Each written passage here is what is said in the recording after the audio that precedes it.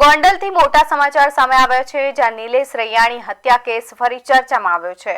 ફરિયાદી જગદીશ સાટોડિયાએ આરોપ લગાવ્યો છે કે આરોપી જયરાજસિંહ જાડેજા દ્વારા સુપ્રીમ કોર્ટ દ્વારા નક્કી કરાયેલી જામીનની શરતોનો ભંગ કરવામાં આવી રહ્યો છે। ફરિયાદ મુજબ દર સોમવારે પોલીસ સ્ટેશનમાં હાજર રહી સહી કરાવવાની શરત હોવા છતાં તેનું પાલન ન થતું હોવાનો આરોપ છે। બદલે પોલીસ સ્ટેશનના રજીસ્ટર ઘરે મંગાવી સહી કરાવવામાં આવતી હોવાનો પણ ગંભીર આક્ષેપ કરવામાં આવ્યો છે। આ મામલે ફરિયાદી જગદીશ સાટોડિયાએ રાજ્યના કાયદા વિભાગ, સુપ્રીમ કોર્ટ અને હાઈકોર્ટમાં અરજી કરી છે, તેમજ કેસની ડે ટુ ડે સુનાવણીની માંગ કરી છે। સાથે છેલ્લા 3 મહિનાના પોલીસ સ્ટેશનના સીસીટીવી રેકોર્ડ જાળવી રાખવા રેન્જ આઈજીને પણ રજૂઆત કરવામાં આવી છે।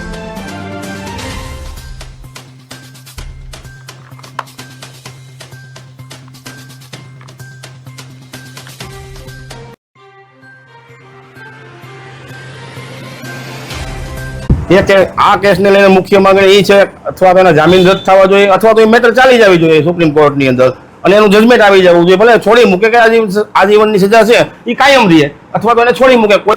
ત્યારે હું લોકઅપમાં હતો ત્યારે મેં જોયું કે જયરાજસિંહ પૂર્વ ધારાસભ્ય કે ચાલુ ધારાસભ્યના કમાન્ડો એ અહીંયા આવ્યા, ત્યાંથી રજીસ્ટર એની ઘરે લઈ જાય છે અને રજીસ્ટર પરત મૂકી જાય અને દર સોમવારે જે આ કેસના 3 આરોપીઓ છે એમાંના 2 આરોપીઓ રેગ્યુલર હાજરી પુરાવે છે અને એક જ બાહુબલી દાદાગીરી વાળા વ્યક્તિના માટે રજીસ્ટર